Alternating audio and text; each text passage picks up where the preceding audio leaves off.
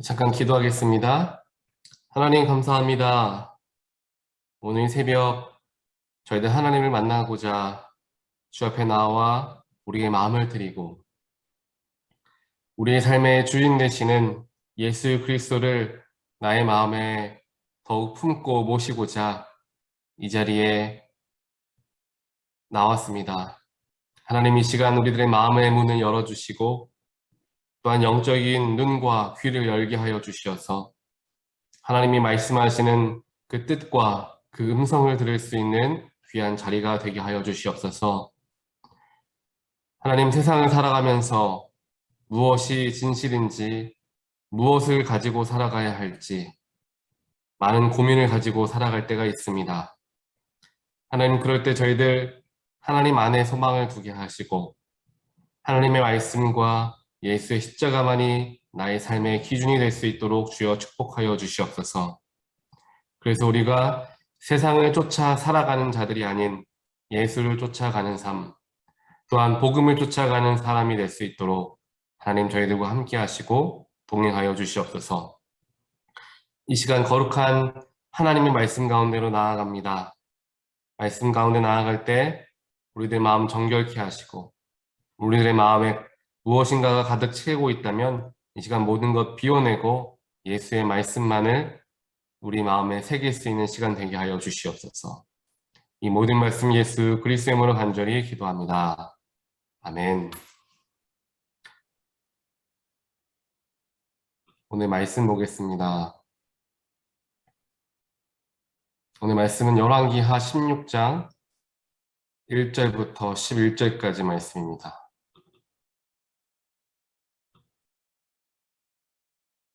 열왕기하 16장 1절부터 11절까지 말씀을 함께 보겠습니다. 르말랴의 아들 베가 제17년에 유다의 왕 요담의 아들 아하스가 왕이 되니 아하스가 왕이 될 때에 나이가 20세라. 예루살렘에서 16년간 다스렸으나 그의 조상 다윗과 같지 아니하여 그의 하나님 여호와께서 보시기에 정직히 행하지 아니하고 이스라엘의 여러 왕의 길로 행하며 또 여호와께서 이스라엘 자손 앞에서 쫓아내신 이방 사람의 가증한 일을 따라 자기 아들을 불 가운데로 지나가게 하며 또 산당과 작은 산 위의 모든 푸른 나무 아래에서 제사를 드리며 분향하였더라. 이때 아람의 왕 르신과 이스라엘의 왕 르말랴의 아들 베가가 예루살렘에 올라와서 싸우려 하여 아하스를 에워쌌으나 능히 이기지 못하니라.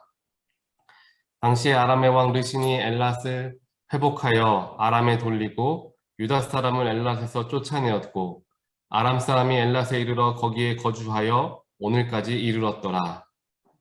아하스가 아수르 왕 디글랏 벨레셀에게 사자를 보내 이르되 나는 왕의 신복이요 왕의 아들이라. 이제 아람 왕과 이스라엘 왕이 나를 치니 청하건대 올라와 그 손에서 나를 구원하소서 하고 아하스가 여호와의 성전과 왕궁 곳간에 있는 은금을 내어다가 아수르 왕에게 예물로 보냈더니 아수르 왕이 그 청을 듣고 곧 올라와서 다메섹을 쳐서 점령하여 그 백성을 사로잡아 기르로 옮기고 또 르신을 죽였더라. 아하스 왕이 아수르의 왕 디글랏 벨레셀을 만나러 다메섹에 갔다가 거기 있는 제단을 보고 아하스 왕이 그 제단의 모든 구조와 제도의 양식을 그려 제사장 우리야에게 보냈더니 아하스 왕이 다메섹에서 돌아오기 전에 제사장 우리야가 아하스 왕이 다메섹에서 보낸 대로 모두 행하여 제사장 우리야가 제단을 만든지라. 아멘.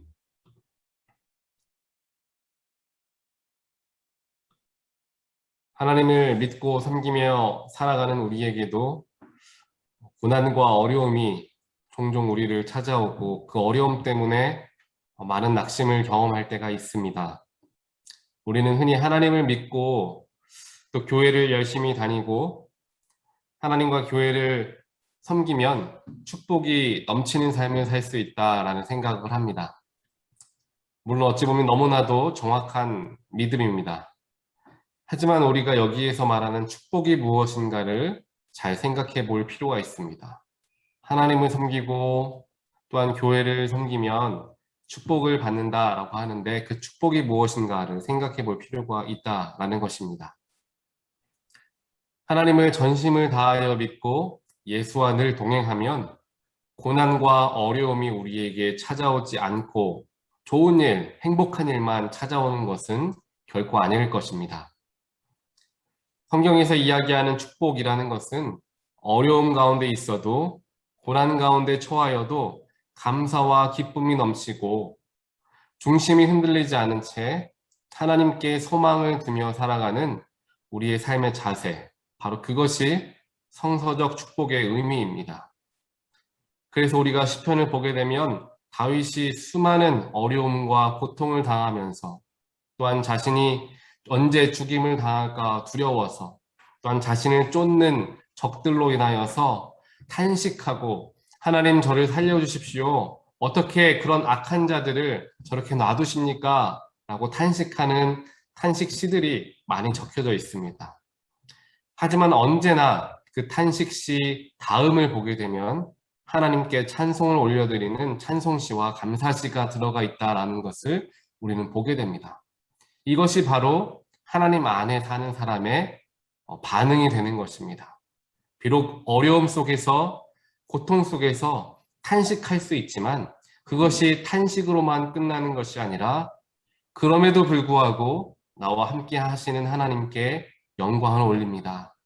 그럼에도 불구하고 내 마음을 붙들어 주시고 나의 삶을 주장하시는 하나님께 감사합니다 라는 고백이 나오는 것이 그것이 진정한 그리스도인의 모습이고 또한 그것이 바로 축복받은 자의 모습이 되는 것입니다. 이와 마찬가지로 하나님을 우리가 잘 섬기고 예수를 잘 섬긴다 하더라도 우리에게 어려움과 문제는 찾아올 수 있습니다. 누가복음 8장을 보게 되면 예수님의 제자들이 예수님과 더불어 갈릴리 바다를 배를 타고 건너고 있는 장면이 나옵니다. 제자들이 그 당시에 그 배에 누구와 함께 있었습니까? 바로 예수 그리스도이십니다. 만물의 창조주이시자 전능하신 하나님의 아들 그 예수님과 죽은 자도 일으키시고 모든 병을 고치시는 그 예수님과 함께 그 배를 타고 있었던 것입니다. 그 예수님과 함께 있는 순간에 커다란 풍랑이 몰아치기 시작합니다. 다들 잘 아시는 것처럼 제자들 중에는 바다일에 뼈가 굵은 베드로와 안드레와 같은 사람들이 있었습니다. 그들이 보아도 이 풍랑은 예사롭지 않은 거대한 풍랑이었던 것 같습니다. 그래서 제자들 모두가 두려워서 떨었습니다. 이 말씀에서 보는 것과 마찬가지로 예수님과 함께 하지만 그 위대하신 예수님과 함께 하지만 우리에게 이렇게 거대한 풍랑과 같은 어려움이 찾아올 수 있다라는 사실입니다. 하지만 가장 중요한 것은 거대한 풍랑 속에 우리가 있기는 하지만 우리와 함께 계시는 분이 예수 그리스도다라는 사실입니다.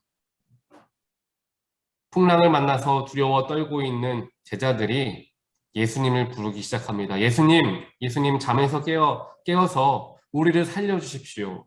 예수님을 다급히 찾고 예수님을 부릅니다. 그 예수님께서 제자들의 부름을 듣고 잠에서 깨셔서 바람을 꾸짖으시고 이내 풍랑은 잔잔해지게 되었습니다. 하나님을 신실하게 믿고 의지하는 우리들에게도 풍랑은 언제나 찾아올 수 있습니다. 하지만 그 풍랑 속에서 어떻게든 버티려고 우리의 삶이라는 그 배의 그 키를 내가 붙들고 어떻게 한번 그 어려움을 이겨내 보려고 노력하는 것이 아니라 제자들과 같이 예수님, 우리를 살려주십시오 라며 예수님을 찾을 때 예수님께서 그 모든 풍랑을 우리를 대신하여 잔잔하게 해주실 것을 신뢰하시는 모든 분들 되시기를 주님의 이름으로 축원드립니다. 오늘 본문 말씀을 보면 새로운 유다왕 아하스라는 인물에 대해서 기록하고 있습니다. 하나님의 민족이었던 유다 나라의 왕이라면 하나님의 뜻에 따라서 나라를 통치해야 했고 또 그것이 마땅했지만 오늘 말씀을 보니까 아하스는 하나님 보시기에 정직하지 못하였다라고 성경이 이야기하고 있는 것을 보게 됩니다. 하나님을 온전히 섬기지 않고 이방 우상신을 섬기고 그 우상신을 위하여 자신의 아들들로 하여금 불 위를 걷게 하는 이러한 의식까지 행했던 인물이 바로 아하스 왕이었습니다. 그의 부족함은 본문 말씀 중후반부에 더욱 크게 드러납니다. 이스라엘과 아람이 연합하여서 유다를 침공하려고 위협하게 되었을 때 유다의 왕 아하스는 그 즉시 주변의 강대한 나라였던 아수르에게 도움을 요청하게 됩니다. 아수르 왕과 그 나라 사람들의 마음을 사고자 그들에게 하나님 성전에 있었던 은과 금을 가져다가 바치고 심지어는 아수르에 있던 제단과 동일한 제단으로 예루살렘 성전을 꾸미는 등 수많은 죄악된 일을 아하스 왕은 행하고 말았습니다. 다른 국가들의 침략이라는 어려움이 찾아왔다는 것 자체가 문제가 된 것이 아니라 어려움이 찾아왔을 때 사람의 방법으로, 세상의 방법으로 그 어려움을 해결하려 했던 것이 문제가 되었던 것입니다. 사랑하는 온타리오 교회 가족 여러분, 우리가 하나님을 전심으로 섬기며 그를 우리 삶의 주인으로 모시고 살아가고 있는가를 확인할 수 있는 좋은 때는 바로 우리에게 어려움이 찾아왔을 때, 고통이 찾아왔을 때 우리는 더욱 잘 알 수 있습니다. 아까 말씀드렸던 것처럼 아무리 하나님을 잘 믿고 섬긴다 하여도 우리에게 다가오는 어려움과 문제는 피할 수 없을 것입니다. 우리의 삶이 지금은 너무 평안하고 감사하다 하더라도 언제든지 어려움은 찾아올 수 있습니다. 우리가 온타리오에 교회를 새롭게 시작하여서 너무도 기쁘고 감사하게 시작하고 있다 할지라도 더욱이 너무도 감사하고 귀한 일이지만 부족한 저를 좋게 봐주시고 마음껏 응원해 주시는 많은 성도님들도 계시지만 그럼에도 불구하고 우리가 함께 힘을 합쳐 나아가는 과정 속에서 분명히 어려움이 찾아올 때가 있을 것이다 라는 것입니다. 이것을 우리는 항상 기억하고 또한 마음을 준비하고 있어야 합니다. 항상 좋은 일만 생기면 좋겠지만 그렇지 않은 것을 우리는 성경에서 또한 보게 되는 것입니다. 중요한 것은 어려움이 찾아왔을 때 나의 부족함만을 탓하거나 내가 부족해서 그렇습니다 라고 이야기한다는 것보다 또 더 나아가서 다른 사람들에게 책임을 전가하려는 자세로 어려움을 마주하는 것이 아니라 그 순간에 하나님께서 기도의 자리로 우리를 부르시는구나. 하나님께서 나와 더욱 깊이 대화하길 원하시는구나. 그러한 마음으로 그 어려움을 가지고 겸손하게 하나님 앞에 엎드리는 우리의 신앙의 모습이 너무도 우리에게는 중요한 것입니다.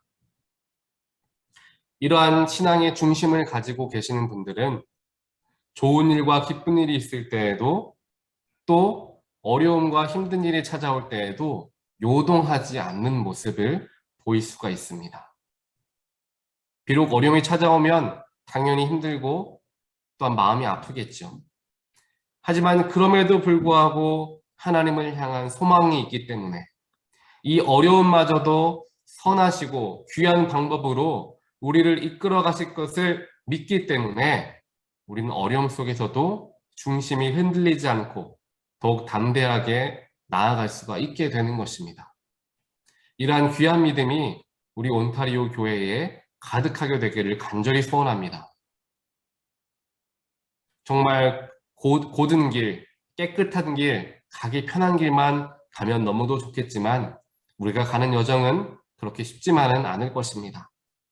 그 모든 어려움을 만날 때마다 더욱 기도의 자리에 모이고 더욱 서로가 하나가 되어서 남 탓을 하는 것이 아니라 우리가 함께 이 문제를 힘을 합쳐서 기도함으로써 하나님과 해결해 나갑시다 라고 힘을 합치고 서로를 위로하고 누군가의 부족함과 연약함이 보인다 할지라도 더욱 그들을 위로하고 힘을 내어서 함께 나아가게 되길 간절히 소원합니다. 제가 예전에 신학교에 다닐 때 배웠던 과목 중에 교회 성장학이라는 과목이 있었습니다. 그 교회 성장학 과목을 들으면서 제가 깨달았던 것이 있었습니다. 그것이 무엇이냐 하면 교회가 건강하게 성장하기 위해서 여러 가지 요소들이 필요한데 그 요소들이 같이 평균적으로 함께 성장할 때 교회가 어려움이 찾아오지 않고 잘 성장해 나갈 수 있다라고 이야기합니다. 이것은 무엇이냐? 그 교회가 특정한 어느 한 분야만 계속해서 힘을 주어서 그 분야만 성장시켜 나가는 것이 아니라 예를 들면 친교, 예를 들면 새가족, 모든 부분이 연약한 부분이 있다면은 다른 부분의 성장을 잠시 멈춰두고 연약한 부분을 키워서 함께 올라갈 수 있도록 힘을 합할 때 그때 교회가 건강하게 성장할 수 있다라고 이야기합니다. 교회라는 공동체는 유기적으로 서로 연결되어져 있는 생명 공동체입니다. 그렇기에 어떤 한 지체가 연약하고 아픔에 빠져 있을 때 그 지체를 내려놓고 버리고 갈 수는 없는 것입니다. 우리는 한 몸을 이루고 있기 때문에 한 지체가 한 부분이 아프다면 병이 들었다면 우리는 힘을 합하여서 그 병을 고치고 건강한 모습으로 다시금 여정을 떠나야 하는 것입니다. 이러한 마음들을 우리가 함께 기억하시면서 어려움을 우리가 대처하는 그 자세, 어려움을 만났을 때 하나님께 나아갈 수 있는 우리의 믿음의 중심, 그 중심을 지키게 되는 모든 분들 되시기를 간절히 소원합니다. 문제는 언제든지 우리를 찾아옵니다. 하지만 그 어려움의 때에 하나님의 안에 거하는, 예수 안에 거하는 것이 중요합니다. 우리의 개인의 마음 속에 우리의 가정, 그리고 우리의 자녀, 또한 사업체 속에 더 나아가 우리 온타리오 교회에 예수님께서 중심에 온전하게 자리하고 계신다면 아무리 거대한 풍랑이 몰아친다 하여도 주님께서 그 모든 어려움 해결하시고 주님께서 우리에게 평안을 허락하실 줄 믿습니다. 어려움이 찾아오는 순간 우리가 나가야 할 곳은 내가 익숙한 곳, 내가 도움이 될 만한 어떤 사람, 이런 곳이 아니라 바로 아버지 하나님 품입니다. 우리가 어떠한 어려움 속에서 슬퍼하고 힘들어한다 할지라도 하나님을 우리와 함께 하시고 우리를 위로하시며 힘주시는 분으로 모시며 살아가는 것. 그것이 우리에게 너무도 소중하고 귀한 것입니다. 이러한 하나님이 너무도 감사하고 이러한 모습의 하나님을 제 삶에서 자주 만났고 또한 체험했기 때문에 제가 좋아하는 성경 구절 중에 하나가 시편 139편 말씀입니다. 말씀은 이렇게 되어 있습니다. 내가 주의 영을 떠나 어디로 가며 주의 앞에서 어디로 피하리이까? 내가 하늘에 올라갈지라도 거기 계시며 수월에 내 자리를 펼지라도 거기 계시니이다. 내가 새벽 날개치며 바다 끝에 가서 거주할지라도 거기서도 주의 손이 나를 인도하시며 주의 오른손이 나를 붙드시리이다. 이 시편 기자의 고백이 우리 모두의 고백이 되길 소원합니다. 내가 어디에 있든지 내가 너무도 큰 어려움을 당하여 내 영혼이 수월에 있는 것처럼, 즉 지옥에 있는 것처럼 여겨지는 그때에도 하나님께서 나와 함께 하시고 하나님의 능력의 오른손이 나를 붙들어 주리라. 우리의 입술에서 이러한 고백이 터져 나오게 되기를 주님의 이름으로 축원드립니다. 오늘 하루를 살아가시는 동안에 우리에게 허락되어진 희망의 말씀을 기억하면서 내가 어딜 가든지 어떤 문제가 나를 찾아온다 하더라도 나는 하나님께 나아가겠다. 나는 하나님을 찾겠다. 예수님께 나아가겠다. 결단하게 되는 우리 모두가 되길 소원합니다. 그래서 그 하나님과 내가 함께 동행함으로 예수님께서 문제를 해결해 주실 것을 믿고 신뢰함으로 탄식과 아파함보다는 평안과 감사와 기쁨이 가득한 삶을 살아가는 모든 분들 되시기를 다시 한번 주님의 이름으로 간절히 축원드립니다. 함께 기도하겠습니다. 사랑의 하나님, 또 지금도 우리와 함께하고 계신 하나님, 나의 마음의 중심에, 지금 우리의 기도에, 지금 우리의 예배에 하나님께서 우리와 함께하는 줄 믿습니다. 하나님, 때로는 우리에게 어려움과 환난의 때가 찾아옵니다. 그 어려움과 환난의 때 너무도 고통스럽고 힘들 수 있겠지만 하나님, 그럼에도 불구하고 저희들 세상을 찾아 나아가는 것이 아니라 하나님께 나아가고 하나님을 더욱더 만나고자 주 앞에 엎드릴 수 있는 우리가 되게 하여 주시옵소서. 풍랑을 만나 두려워 떨고 있었던 제자들이 가장 먼저 찾았던 분이 예수님이 되었던 것처럼 어려움과 힘든 문제가 우리를 찾아왔을 때 우리가 예수님께 먼저 나아가고 예수님께 그 문제를 먼저 내어드릴 수 있는 우리의 믿음 될 수 있도록 주님 축복하여 주시옵소서. 오늘 하루를 살아가는 동안 내가 어디 있든지 나와 함께 하시며 그 능력의 오른팔로 나를 붙들어 주시겠다 약속하신 그 하나님의 말씀을 의지하며 세상에서 세상의 뜻대로 세상의 가치관과 기준대로 휩쓸려 살아가는 사람들이 아니라 하나님의 방법으로 때로는 손해보는 것 같아도 하나님이 기뻐하시는 방법으로 세상을 믿음으로 살아갈 수 있는 우리 모두가 될 수 있도록 주님 오늘 하루 저희들과 동행하시고 우리들의 마음을 지켜 보호하여 주시옵소서. 이 모든 말씀 살아계시고 역사하시는 예수 그리스도 이름으로 간절히 기도드리옵나이다. 아멘.